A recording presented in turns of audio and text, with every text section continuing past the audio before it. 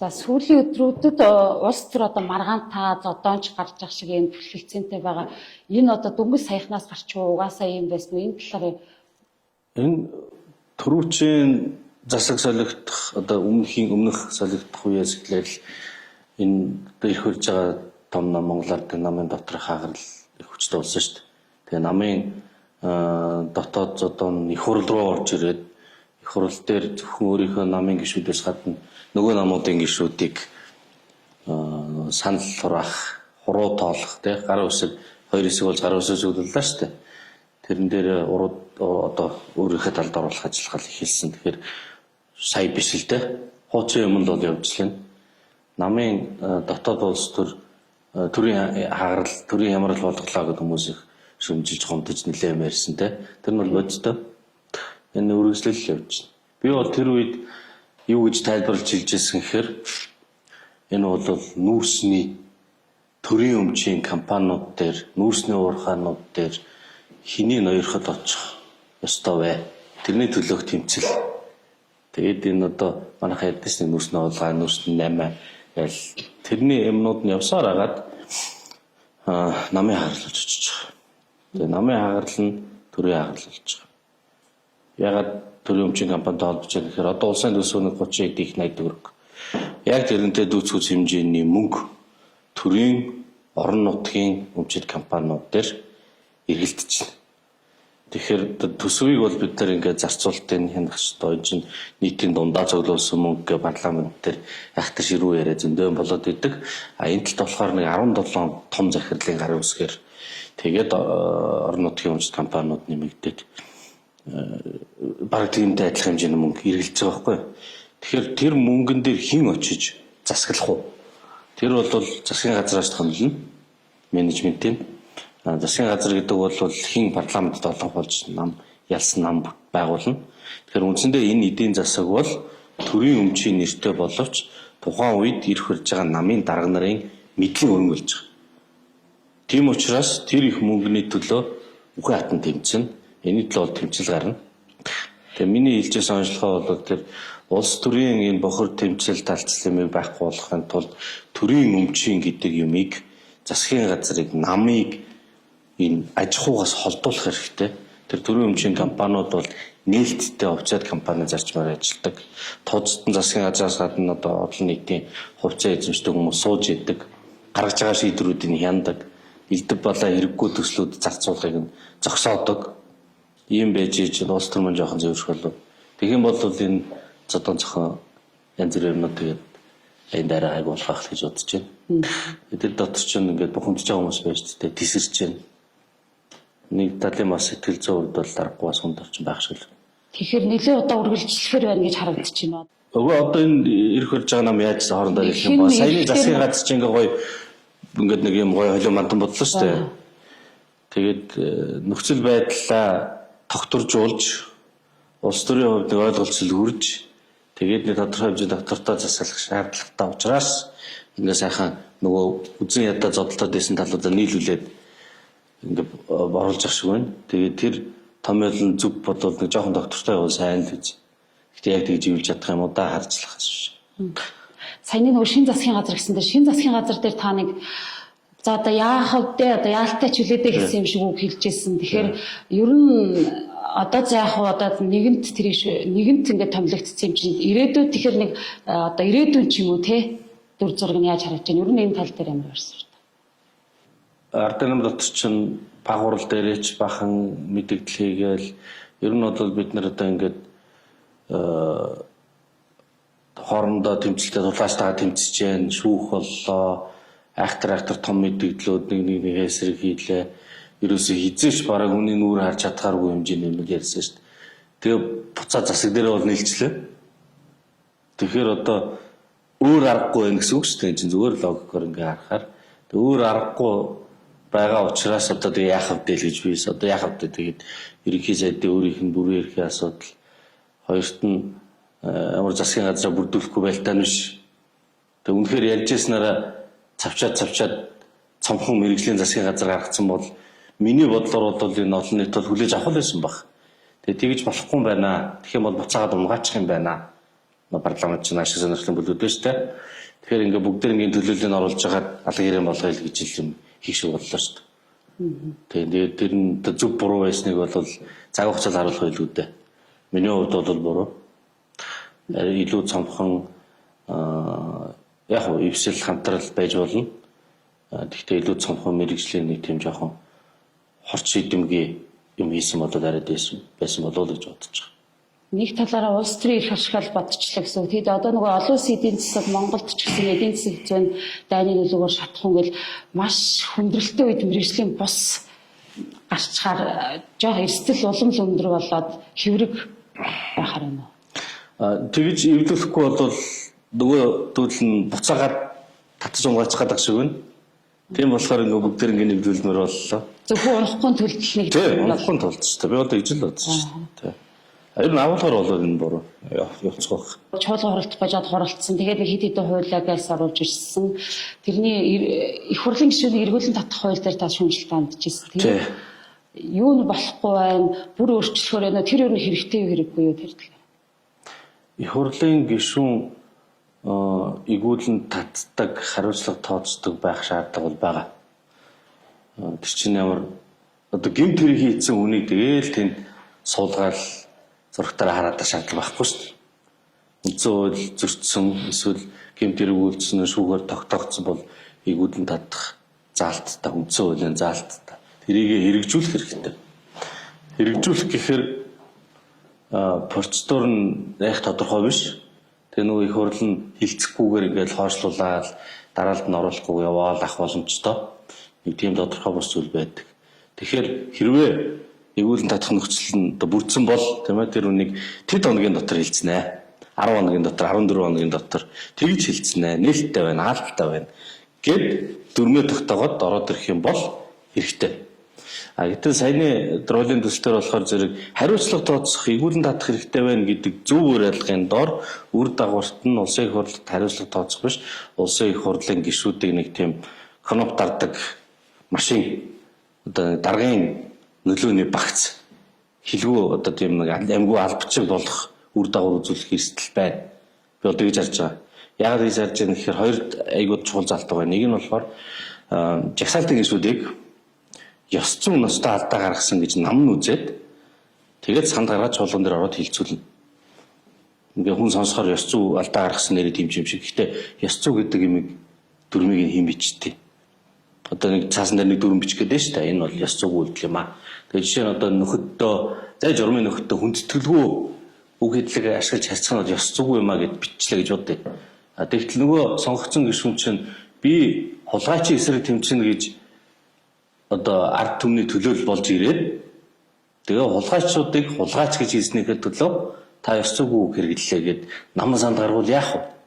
Тэгээд тэр санд гаргасан нам нь олонхон байвал яах вэ? Олонхон дэмжүүл яах вэ? Ингээд парламентын олонх дэмжиж тэр гишүүнийг игүүлэн татах. Хоёр дахь аюултай заалт нь болохоор иргэний гомдолд үндэслээд ёс зүйн дэд хороо хилэлцээд чуулганд оруулж санал хураагаад игүүлэн татах үндэслэлтэй. Буюу одоо нэг юм талбай дээр жагсдаг нэг юм дөрүүд байдаг шүү дээ, нэг хэдэн хүмүүс байдаг те, хүмүүс шоолол инээгээд идэг захиалгатай явж байгаа нэг л. Тэгэл нэг тийм нөхөр ч юм уу энэ нэг нөхөр ингээл өргөдөл бичихнэ л дээ. Тэ одоо энэ нөхөр чинь хулгайчдыг хулгайч гэлээ штэ, ёс зүй алдаа гаргаад байна гэд. Тэгэхээр дэгийн юу нь болохоор зэрэг одоо та ард түмний төлөөлсөн гишүүдийг хулгайч гэж хэллээ гэд ёс зүйгүй байна гэдэг парламент руу оруулаад тэгээд зайлуулах нь. Өөрөөр хэлбэл олонх болсон намын явуулж байгаа бодлого тэр нь зөвч вэ, бурууч вэ, эсвэл бол эрх ашигын ямар нэгэн зөрчил дээр цор гэдэг байгаа нөхрийг бол зайлуулах. Тэгтэл нөгөөх нь ясамн дээр хүмүүсийн ашиг сонирхлыг, ард түмний ашиг сонирхлыг хамгаалаад явж исэн хүн байж болох ийм нөхцөл гарч ирж болцсохгүй. Тэр нэг талаараа тэр улсын хурлын гишүүнийг эргүүлэн татах хууль бараг шүүхээр шийдэгдсэн тохиолдолд гэж зүгээр юм уу? Хоёр юу байгаа шүү дээ. Үндслэл, үндсэн хуульд гэмт хэрэгүүлсэн шүүхээр тогтоогдсон бол нөгөөх нь үндсэн хууль зөрчсөн. Үндсэн хууль зөрчсөн тангарагасаа нийцсэн гэж үг байдаг. Тэр бол бас их тийм бас эвгүй эргүүлж болохоор л заалталтай. Гэтэ яг нэг тийм суур үнэт зүйл Монгол улсын тусгаар тогтнол үндэсний эрх ашиг тийм зүйлээс урвсан үйлдэл гаргасан бол эвүүлэн татна гэсэн агуулгаар үндсэн хууль зөрчсөн гэдэг шалтгаан орж ирж байгаа.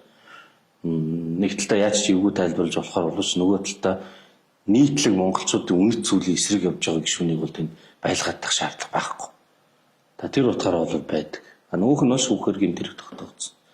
Тэгэхээр энэ үндслийг зөв байна үндстэй байна гэж үзэх юм бол тэд хоногийн дотор хилэлц тэгж хилэлцэдгийг тодорхой бичих нь бол зөв. Оюутлоготой тэрсэлцсэн хүмүүс л ингээд албан тушаалаас унжээ гэдэг нэг үнцгөө нь иргэд болохоор оюутлогоо хөөж гаргах гэж байна. Анхнаасаа юм гэрээтэй гэж энэ тал дээр таны байр суурь тодорхой нэг юм тайлбарыг нь өгөөч. Аль нь үнэн юм бэ, зөв юм бэ, ямар учиртай нэрээ тийм юм уу?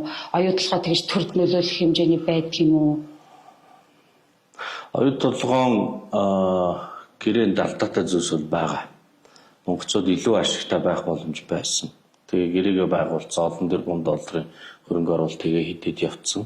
Алдаатай юм бай сайжруулах юм байна гэдгийг одоо бүгдээрээ л хүлээн зөвшөөрдөг юм шүү. Саяны дээр хилцүүлэг дээр чинь анх гэрээ хийж яхад өдөрж бодлого барьж байсан хүмүүс бүгд л тэгжлээ л шүү дээ.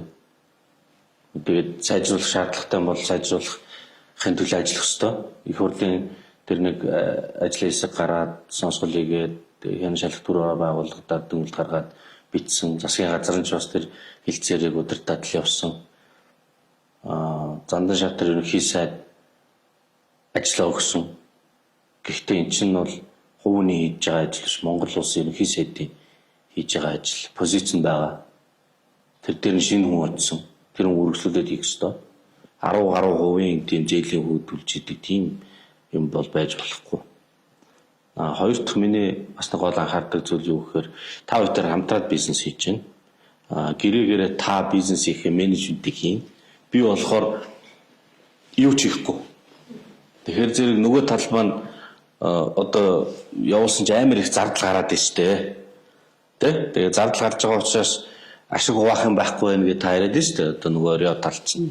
Тэгээ Монголын тал нь өөрсдөө оролцохгүй, зардлаа хянахгүй, техникийн шийдлүүд одоо тэр далдуурхан бүтээн байгуулалтын ажилд нь оролцохгүй, гэрээгээр оролцох эрхгүй байж юунд гомдоод байгаа. Тэгээ би тэр оролцох менежментэд нь монголчууд оролцдог болох өөрчлөлтийг хийгээч гэж ярьдаг хүн. Тэрийг ерөөсөө хүлээж авахгүй. Тэгээд Rio Tinto болохоор тэр төслийн менежментийн зардал нийт төсөлд гарч байгаа мөнгөний 6% авдаг шүү дээ. Өөрөөр хэлбэл зардал их гараад шийдвэр нь буруу, бүтээн байгуулалт нь алдаатай илүү мөнгө гаргаалах юм бол илүү сайн ажиллаж яана гэж цалингааны мэднэ гэсэн үг. Тэгэхээр энэ томьёог бол өөрчлөх хэрэгтэй. 3.1%-ийг нь эзэмшиж байгаа компанийнхаа шийдвэр гаргалтанд нь оролцохгүй зүгээр нэг улс төрчид очиж суудсан туц дээр нь тийм байж ш тэгээд юундаа хомдод байгаа. За 3 дахь нэг зүйлэн дээр нэг Ontre гэдэг нэг шинэ юу байгаа шүү дээ. Одоо лицензийн талбай. Өөр компани нэр дээр. Гэхдээ оюутлогоо ингээд нөгөө компанитайгаа хамтын ажиллагааны гэрээтэй зөндөө ажил хийц учраас бид нар угаасаа л хийн гэдэг. Тэгээ угаасаа хийхдээ нөгөө үндсэн орд дээрээ хийсэн нөхцлөөрөө л хийн гэсэн юм яриад идэг. Тийм бол байхгүй. Тэр бол ирээн байгуулагдаагүй нөхцөл нь Монголын засгийн газарт тогтоогүй. Тэгэхээр тэн дээр бол бид нар өөрийнхөө ашиг сонирхлыг бодсон, хуулийнхаа дагуу нормалны хилцээр хийх ёстой. Энэ гурван юм дээр бол би хоош алхах ямар ч шаардлага байхгүй альч засгийн үед. Энийг хийх гэж тулглаа гэд Rio Tinto Монголоос гарна барина гэсэн тийм үлгэр бол байхгүй гэж бодож байна. Тэгэхээр засаг солигдлоо гэсэн дараагийн засаг үргэлжлүүлэл зэрэг гэсэн. Одоо шинэ засгийн газрыг хийх ёстой, заавал үргэлжлүүлэх ёстой ажлын нэг нь энэ оюутлогоо асуудал гэж ойлгож болох юм байна. Тэгээ иргэд тэр шинэ засгийн газар дүн тавихтаа тэрийг хийх нүггүй юу гэдгийг бас харах хэрэгтэй шүү гэд ойлгож байна. Тийм шүү. Тий. Монголын ашиг сонирхлыг тооцсон, сайжруулсан өөрчлөлтийг бол хийх үүрэгтэй. Оюут толгой нэх Монголыг луурдах гэж хийсэн төсөл бол биш. Хичнээн мянган хүмүүс бизнес эдийн засаг төр чигээр тогтож явж байна. 11 3 дахь улсын том хөрөнгө оруулалт байна. Үнэхээр хэрэгтэй. Тэгэхдээ эднийг оруулж ирэхэд бол бид нар царай алдаал хамаг юм тавьж туугаал тийм байж болохгүй. Сайжруулах ялцгүй шудраг бос нөхцөлөө сайжруулах заавал шаардлагатай. Тэрнээс болоод засгийн газар солилцсон. Тэрнээс болоод ерөнхий сайд солилцсон энэ төр гэдэг тийм юмд бол би итгэдэггүй. Оюу толгоогоос болоод засгийн газар сольчлоо, ухаан удгаас болоод сольчлоо гэдэг юм. Тэр бол бодлоо. Монголын одоо нэг 20 жилийн дараа Монгол улс ямар хэмжээнд байгаасаа гэж бодож байна. Байх бол тэг таны оруулж байгаа хувь нэмэр байна уу? 20 жилийн турш 5 толгой гэдэг нэг гой гогсцог нүрснийхээ одоо ордыг хямдруулсан үнээр жил болгон 20 сая тонн. Эхний хэдэн жил бол арай бага л да. Нийлүүлэх юм гэрээг өнгөрсөн жил байгуулчлаа шүү дээ. Тэгээ энэ бол зүгээр жишээ ярьж байгаа юм би. Тэгээ 20 жилийн дараа Монголд оч биш. 20 жил гэдэг үгдээр толгуурлаа. Тэгэхээр энэ жишээнээс юу харагддаг вэ гэхээр монголчууд өөрсдийнхөө байр суурийг өөрсдөө сулруулдаг. Өөрийнхөө олох гэж байгаа орлогыг өөрөө бууруулдаг. Миний бүтээгдэхүүн тэр хүмүүст хэрэггүй юм аа. Хэрэггүй болох гээд байна гэж пиарддаг. Өнгөрсөн жил бол одоо парламент тэр битүү одоо нүүрс хэрэггүй болох гэж байна. Үнгүй болох гэж байгаа юм байна. Босоохон ингээ хямдруулаад их хэмжээгээр зарах хэрэгтэй юм байна. Дамтаа бол тэгж ярьсан. Бодит байдалтай сүүлийн 5 жил дэлхийн нүүрсний хэрэглээ 5 жил дараалаад өссөн. Жил болгон үнэмлэхүй хэмжээ максимум төрж байгаа. Тэгээд коксч нүүрс болоод гэж байхгүй болох зүйл биш. Тэр ус төрөгч ногоо ирчин хүрч гоё. Гэхдээ энэ бол дэлхийн ингээд том дэд бүтц сүйгчсэн суурьтай хэрэглэн тодорхой түүхийн эдэн тодорхой систем байхад өнөө маргааш солигчдаг зүйл биш. Хятад бол дэлхийн тал واخгүй. Тэгэхээр хятад Монголын гогсч нүүрс хэрэгтэй. Ялангуяа дайн байлдаантай дэлхийн амралтай үед найдвартай түнш, уламжлалт түнш хэрэгтэй. Найдвартай ханган нийлүүлдэг. Тэгэхээр энийг ийм давуу талуудаа бид нар ойлгомоор байна. Энийг ойлгохгүй бол 20 жил та дараагийн 20 жил ямар байх вэ гэдэг. Дараагийн 20 жил сайхан мөнгө бол сайхан амьдрах давуу талаа бид нар чадахгүй, бид нар мэдэхгүй, манай юм хэрэггүй гэд сулруулад хямдруулж өгөөд алдагдлаар хийм нөхцөлийг өөрсдөө бүтээгээд байна. Тэгээд тэрийг өөрсдөө алдаа гаргachингуудаа энэ гадаадын том улсууч нэг шахаад байгаа энэ төрөг хотлоо яриад байдаг байхгүй. За тэгэхээр дараагийн 20 жил Монгол айтайхан өгж байхын тулд эхлээд өөрийнхөө давуу талыг ойлгох, өөрийнхөө эрх ашгийг нэгд авч үзэх, Монголын эрх ашгийг гадаадын биш. Тэр нь одоо манай хуршууд байна, 3 дахь хуршиж байна. 3 дахь хуршийг оруулж ирлээ гэд маш том хэрэгтэй. Гэхдээ өөрийгөө сул одоо үнгүй зүйлж болохгүй байхгүй. За тэгээд дараагийн 20 жилд миний бодлоор Монголд хамгийн чухал хийх ёстой юм бол Монголыг нээх хэрэгтэй. Одоо геополитик олон улсын хямрал байна.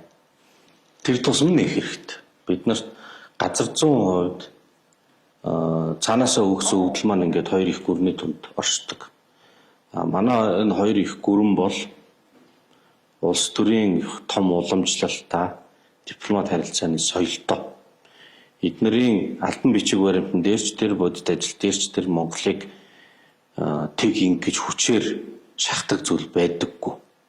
Тэгэхээр энэ зүйлсийг бол бид нар давуу тал болж ашиглаад нэг талдаа энэ чинь доктортой орон зайд Монголд үүсэж. Нөгөө талдаа Монгол нээлттэй 3 дахь хуршийн бодлого баримталдаг. Тэгээд тэр 3 дахь хуршийнх нь бизнесийн орж ирээд соёл хүмүүний харьцаа явж хахад хориглох зүйл байхгүй. Тэрийг харин идэвхжүүлэх хэрэгтэй. Идэвхжүүлэх нэг хэрэгс нь бол гадаадын хөрөнгө оруулалт. Хөрөнгө оруулалтыг Монголд ямар салбарт татах вэ? Монголын давуу тал юу вэ? Монголын давуу тал бол түүхэд тэгээд зах зээл. Зах зээл нь бол хятад дэлхийн тал байна. Түүхэд нь байна. Эрдсийн түүхэд, малын түүхэд. Тэгээ эрдсийн түүхэд дээр хамгийн том одоо оршигдох чадвартай. Гэтэл гаднаас хөрөнгө оруулж ирэх юм бол Монголд битгий хөрөнгө оруулж ир гэдэг хуультай. Яагаад Монголд хөрөнгө битгий оруулаарай гэсэн хуулийн нөхцөлтэй гэж хэлээд байна гэхээр нэг нөхөр геолог хайгуул хийлээ. Ордын нөөц бодлоо, зөндөө ажил хийлээ те. Тэгэнгүүт тэр нөөцийг нь стратегийн гэдэг ангиллал руу оруулж магадгүй, оруулахгүй ч байж магадгүй тэрийг дарга шийдэн, нам шийдэн гэсэн хуультай. Одоо их хурал засгийн газар. Тэр нь цаана болчих нам шүү. За дараагаар нь стратегийг оруулах юм бол хөрөнгө оруулагч тэр ордыг ашиглах тусгай зөвшөөрлийг эзэмших компани 34%-аас илүүг эзэмшихгүй. Илүү болохын тулд нөгөө хилцээрийн засгийн газартаа дарааны хурлаар баталгаажуул. Буюу улс төрчтэй 8 хэлцэж. Тэгэхээр энэ рүү улс төрчтэй 8 хэлцэж чаддаг Монголын парламентыг атгах чадах тийм бүтцтэй компанид Монголд иргэж байгаа байхгүй цаа дагуулга. Чөлөөт бизнесийн битгий иргэж байгаа. Тэгэхээр энийг өөрчлөх хэрэгтэй байна. Энийг өөрчлөөд чөлөөт бизнесийн Монголд хөрөнгө оруулдаг. Тэгээд тэр ашигт малтмлын ордыг ашигладаг. Дээрээс нь үйлдвэр бариад эцсийн бүтээгдэхүүн үйлдвэрлээд түүхий идвэж тийм ээ. Түүхийдээ олборлоод экспортлж болон татвар мөнгө бүгдийг аав. Эцсийн бүтээгдэхүүн гаргах юм бол орлогын татварыг тэг би жишээлж байгаа. Тэгв. Тэр химийн үйлдвэр, металлын үйлдвэр, нарийн үйлдвэрүүдийг Монголд хийж болно. Тэрний зах зээл байгаа. Тэр нь бол 3.5 сая хүн биш байхгүй юу? 1.5 тэрбум. Тэгэхээр энэ том хэмжээний эцсийн бүтээгдэхүүн үйлдвэр байна уу, жижиг үйлдвэр байна уу? Тийм үйлдвэрүүдийг татварын хөнгөлж өгөөд тэгээд хятадын зах зээл рүү гаргадаг платформ Монгол болоод тэр Монгол нь өөрөө 3 дахь хөршүүд бизнесийн чөлөөт ертөнцид нээлттэй байх хэрэгтэй байна. За энийг одоогийн хуулиар хязгаарласан байна. Тэр хязгаарлалтыг байхгүй болгох нь миний их хурлын гишүүний бас нэг зорилго. За энэ бол олон гишүүний байр сууриас явж иж дэмжигдэж шүү дээ. Тэгэхээр Монгол нээлттэй Монголд энэ тентхийн улсуудаас хөрөнгө оруулалт хийж үйлдвэрлэл ажиллаулдаг. Тэр бүтээгдэхүүн дэлхийн том зах зээл болсон ядад улс руу гардаг. За энэ хойд төрсийн дайн байлдааны мөнх ингээд яваад ахгүй байлгүй.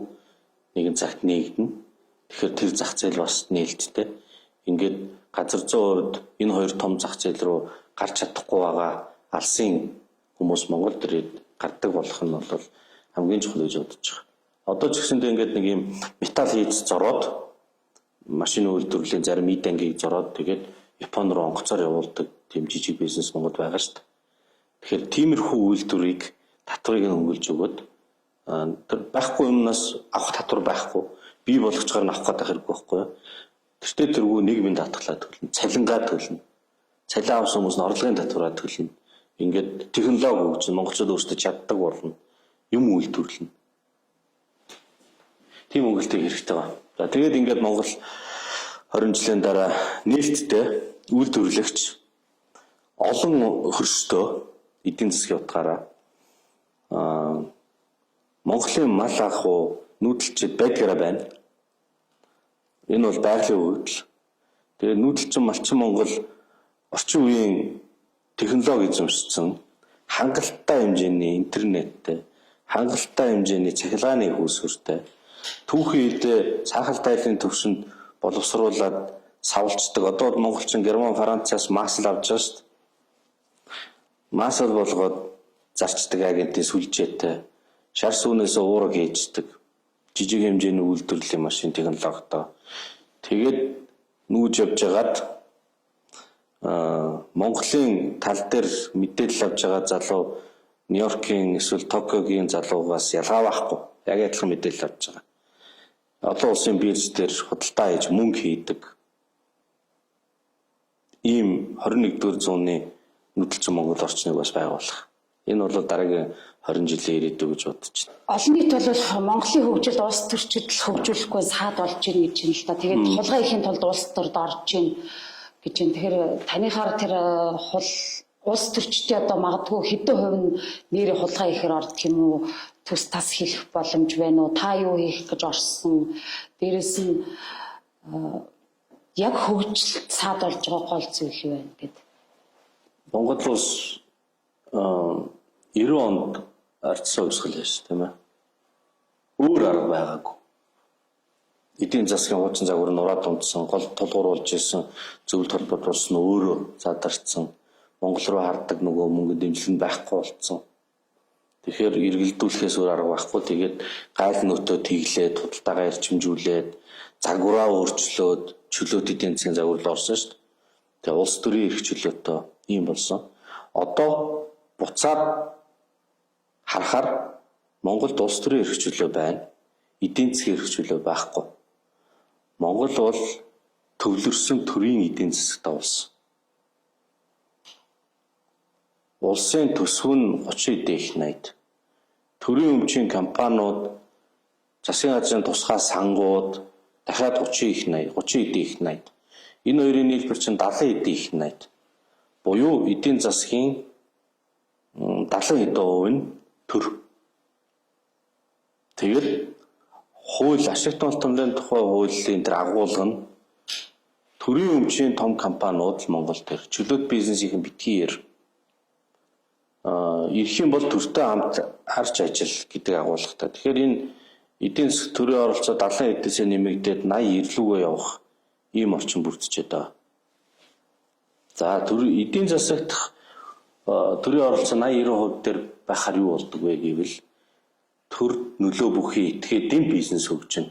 Бүх бизнес мөнгө олж байгаа юм төсөв тойрсон, эсвэл төрийн өмчийн компаниудыг тойрсон, тэд нар танган нийлүүлдэг, тэгж ажилладаг бизнес болно гэсэн.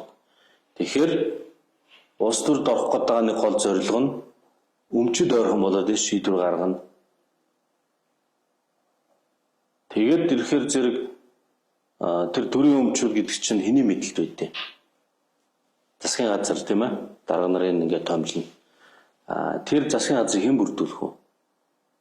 Нам бүрдүүлнэ шүү дээ. Намын дарга нарын мэдлэлд очиж байгаа байхгүй, ард түмний мэдлийн биш шүү.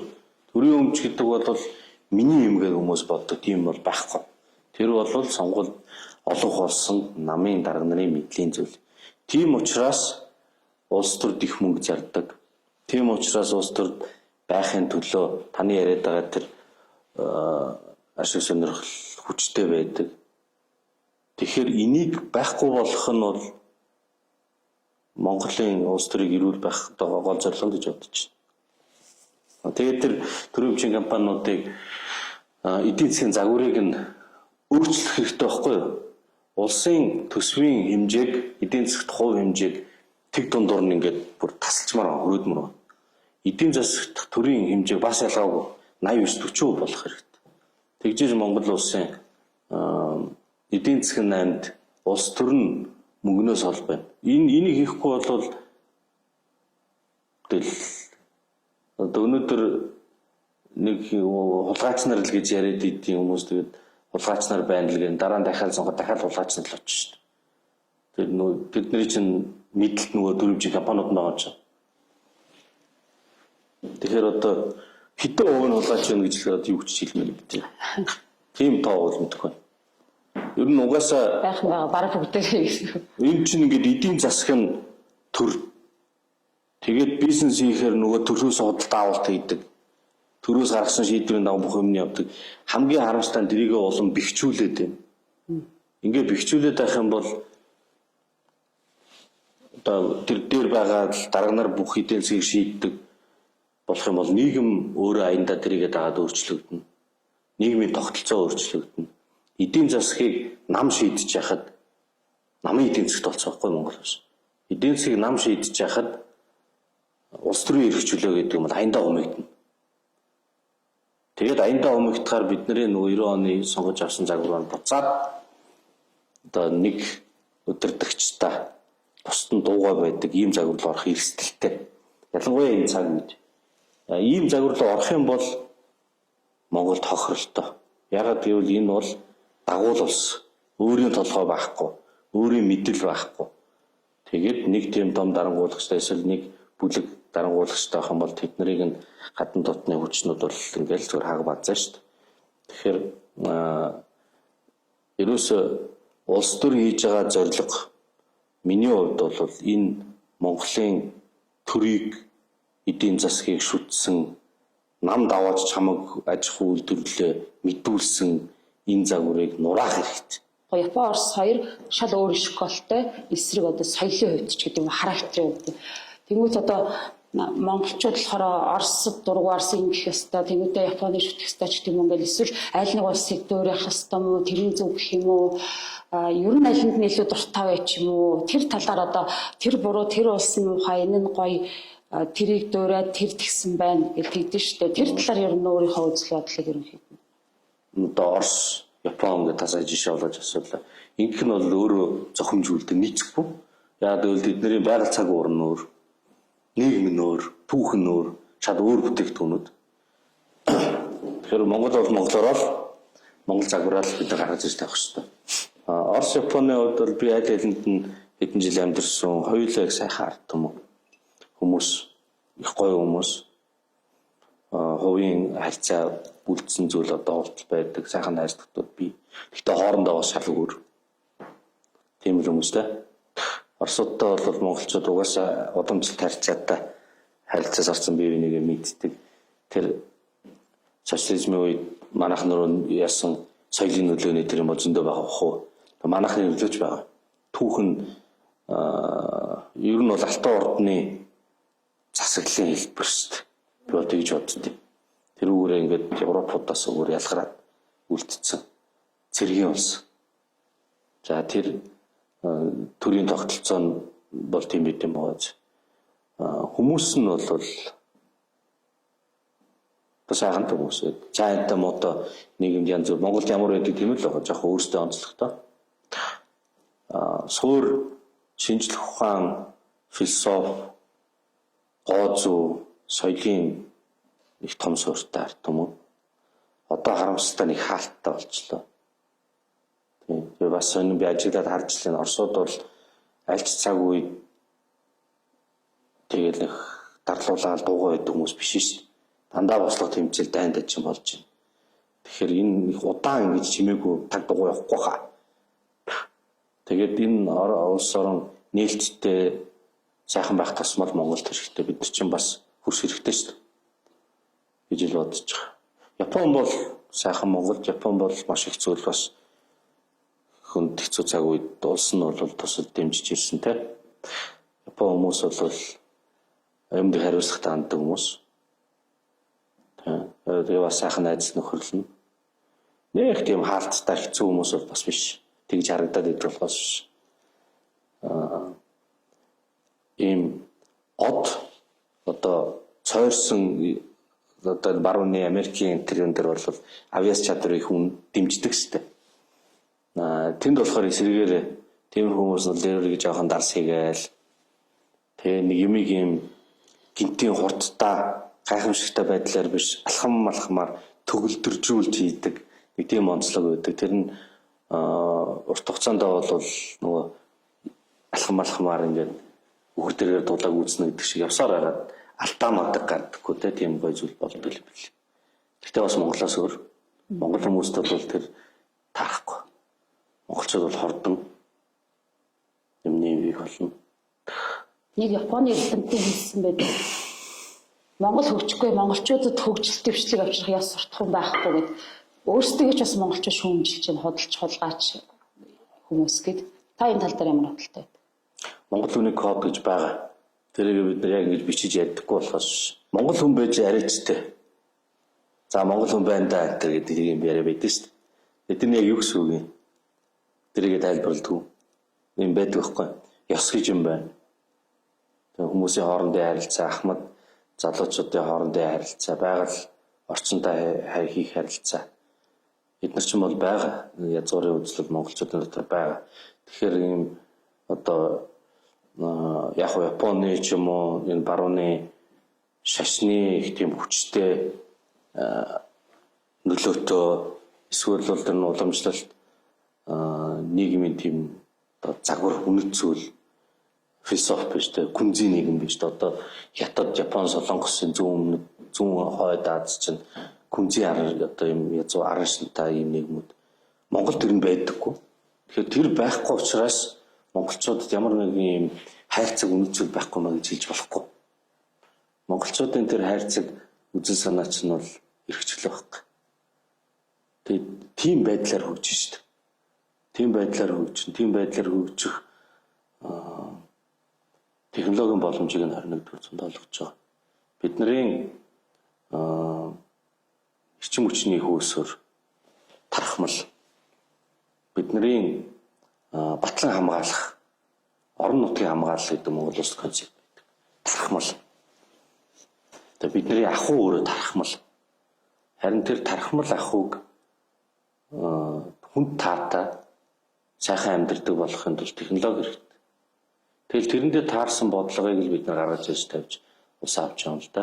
Тэрнээс биш өөр одоо тэр күнзийн нийгмийн күнзийн тэр нийгэм ч юм бол ингээл хүмүүс аяндаа хооронд айгуу гоё хамтарч ажиллаал тэгэл нэг дээрээссэн чиг ингэж дагаж хөдөлдөг тэ нэг юм гормон нэг юм ивэ аяндаа олцдог тийм зүйлстэй газар л хөгжил байдаг бас байхгүй гэж болохгүй. Би бол тэр хүн бол жишээ нь өөрийнхөө тэр хүрээнд сэтгэж ийсэн л гэж бодож байна. Загвар нь өөрөө хэрэг. Туул голыг шалгана гэж зогсоодсон байна. Тэгээ шалгаж байгаад за зөрчил гарсангүй гэдээ үргэлжлүүлчих болоо ер нь ямар чиг хандлагатай байна. Та одоо яагаасаа гэж бодож байна, ямар байр суурьтай байна тэр талаар. Би бол одоо ингээд мөнгө байхгүй гэж бүгдээрээ ам дотор яриад шүү дээ. Эдийн засаг өндөрч байна гэдлээ. Тэгээд тийм мөнгө байхгүй юм бол арай гэж босгосон мөнгөө тэр цементэн төгч яах гэдэг 2.3 их найдагч амар том мөнгө шүү дээ. Мега төслүүд бол дандаа нэмэгддэг.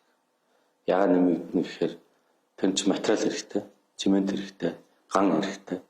Цемент, ганг эрчим хүчний зарцуулалт өндөртөө төлс зарцуулж үйлдвэрлэдэг. Төлс одоо өнд орно. Ягаад гэвэл энэ дайн байлтын асуудал байна. Ормозын хоолоогоор нефть гаргахыг зогсоож байгаа. Тэгээд цаашдаа нэгдсэн ч гэсэнтэй айлгтай яах вэ? Үн бол нэмэгдэнэ. Тэгэхээр тийм хэмжээний нэг л их геополитик ямар л яриад ярьдаг хүмүүс одоо тийм их найдуудаа эргэлзээтэй юм зарж яах гэдэг юм бэ гэдэг хамгийн гол асуудал. Хоёрт нь бол Монгол хүн Улаанбаатар хот чинь өргөө их хүрээ. Энэ хот чинь анхны концепт нь юу байсан гэхээр монголчууд хүрээлж буудаг. Энэ төвд нь хойморт нь одоо нэг хааны ордон засаг захиргааны нэгж нь одоо их хурал засгийн газрын талбай байна. Тэгээ хүрээлж буугаад уршаагаас унаад дундлан задгаа байхгүй. Нефть шууд байгаль руу гардаг. Энэ бол нүүдэлчдийн хот. Тийм учраас их хүрээлжтэй байсан социализм уу Улаанбаатар хот ч гэсэндээ одоо ингээд төв талбайгаас баруун уршаа их тайвны гүр зүүн уршаа одоо энэ олимпийн гүр энэ хооронд өндөр байшин байхгүй. Тэндээ стадион байдаг. Тэгээд нөгөө морь уралдаг, бүх барилддаг. Тэрсэн буг нь орж ирээд хотойгоо төв хүртэл орж ирдэг. Ийм юм байхгүй бол нүүдэлч 50 амьдарч чадахгүй. Тэгээд тэр хүний дотоод 50 амьдарч чадахгүй байгалийн өгөгдөл чинь стресс гэдэг юм үүсгдэг. Нөгөө сайхан байгальтайгаа голлоо хараад байх гэтэл ингээд юм барьчихаар. Тэгэхээр тэр утгаараа ч гэсэн монгол хүн бол гол дээгүүрээ тийм зам барина гэдэг төсөөлөгдөхгүй дээ. Тэр байгаль орчноос соёлынхаа талаас бол би гол дээгүүрийг гэж голын хэрэгээр том бетон суурьуудыг хийсрэг байна. Инженер хүн байж таягаа эсвүүцээд байгаа гэдэг. Инженер хүн чинь машин юм. Бид чинь хүн шүү дээ. Гоо зөө хэрэгтэй, соёл хэрэгтэй, хот хэрэгтэй, тэгээд Ус хэрэгтэй. Ус хэрэгтэй. Юуг төвжирэл бууруулна гэдэг юм. Тэгээд төвжирэл одоо шинэ ярамгийнхан яагаад төвжирдэг вэ гэхээр хотын дөрөв орох гэж төвжирдэг. Тэгээд ярамгийнхан налаах авах гэж төвжирдэггүй байхгүй юу? Тэгэхээр одоо тэр бүр том зам барьлаа гэд налаах авахгүй чинь тэгээд хотын дөрөв орно, хотын дөрөв орохоор нарийнхан багал зурууд дээр очиод төвжирж ялгаагүй. Үндсэн магистраль хийчихээр дамжин өнгөрч байгаа машинууд энэ төр явна. Тэгэхээр бол тодорхой хэмжээгээр бол төвжирлэлийг бууруулахад нөлөөлж таарна. Тэ? Тэр нь бол 30% биш бах уу. Зам болгон дээр 8, 10, 15, 20% гэж янз бүр ярьж ин лээ. Том нөлөө бол үзүүлэхгүй гэж бодож байгаа. Дээрээс нь магистраль замууд дараа нь машины хэрэглээг нэмэгдүүлээд буцаага төвжирэлийг нэмэгдүүлдэг юм бол улсын жишгтэй. Тэгэл гол дээгүүр голын хэрэгээр барьсан замууд нураагаад байгаа шүү дээ. Бид нэр яг тэр үеэр нь барих гадлаа. Тийм болохоор би бол эсрэг гэдэг байр суурь бүр анхнаасаа л илэрхийлсэн. Ерөөсөө дэмжээгүй. Одоо эсрэгээр л байгаа. Яг нь тас зогсоож болох л бах. Тэгтээ урьдчилгаанд өгсөн мөнгөөрөө шатах байх та тий. Тэр мөнгийг эргүүлэн авах 100% болдгоо махыг болж л таарна шүү дээ. Хууль эрх зүй гэж юм би. Юунд үрцэн дэрийг мэдэхгүй. Амар их мөнгө өгсөн юм билээ. Тийм. Туулын хурдны замыг мега хулгай гэж байна. Тэгэхээр саяхны тэр түрүүний ярьдгийг ч гэсэн сонсохоор ер нь мега хулгай байдаг юм шиг. Та одоо байдаг юм уу гэж асуувал байн зөндөө байна гэж хариулах уу? Одоо юу гэж хариулах вэ?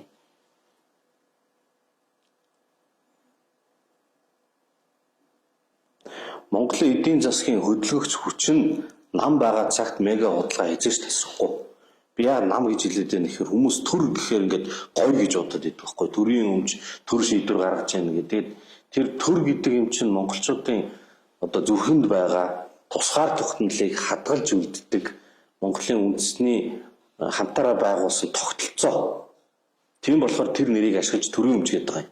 Бодит байдал дээр төрийн өмч гэдэг чинь засгийн газар мэднэ. Засгийн газрыг нам байгуулна. Сонгууль ясан нам. Тийм болохоор төрийн өмч гэдэг юм чинь намын өмч. Тэгээд намаас хөгжил дэвшлийг тодорхойлоод эдийн засгийг удирдаад ийм бүтээн байгуулалтын ийм байшин байрна гэд байгаа үед бол хулгай тасрахгүй. Тэгэхээр мега төслүүд бол хулгайтай холбоотой. Ингээд хулгайтай холбоод ярихаар хүмүүс хөрөнгө мөнгөний төлөө улс төр дараа тэрний төлөө амьдраад ингээд улаараад байгаа юм шиг амьдралын утга учир юу вэ гэж бас нэг бодогдох зүйл байдаг байхгүй. Тэгэхээр та тэр талаар юу гэж тайлбарлах вэ? Та жишээлбэл одоо юуны төлөө амьдарч хүүнийг амьдрал ингээд дуусна яах ёстой ч гэдэг юм тэр талын хардаг байна. Одоо хүн болгоо өөрийнхөө амьдралын утга учирыг янз бүрээр хардаг байлгүй. Ер нь бол хүн нэх амар тийм том утга учир зохиогоод байх зүйл биш л гэж боддоо. Хүн шиг амьдраад өнгөрөхөл хэрэгтэй баг. Тэгээд ер нь бол нөгөө мөнхийн ач холбогдолтой сэдв юу юм? Мөнхийн ач холбогдолтой үнд сүлтэй юм юу юм? Миний бодлоор бол зүгээр хүн чанар, хайр, хүнд өөрт нь хайрлалтай хүндэлдэг юм байх хэрэгтэй. Тэр нь бол хүн байж болно, өөр хүн байж болно, гоо сайхан байж болно, их орон байж болно. Энэ бол өөрөө юм үнд зүйл. Тэгээд тэрнээс биш тэгэл яг нэг нь баян, нэг нь ядуу амьдрна. Нэг нь 5 жил илүү наслна, нөгөө нь 5 жил дутуу наслна. Тэгээд 500 жилийн дараа ялгаа явах, 1000 жилийн дараа, сая жилийн дараа ямар ялгаа явж л байхгүй шүү дээ. Тэгэхээр нэг тийм үнцэнтэй хамгаалах юмтай, хайрлах юмтай тэрний хөдөлгөөн ажиллаж амьдраад дуусвал тэгэл баг биз тэгж л бодсон шүү дээ.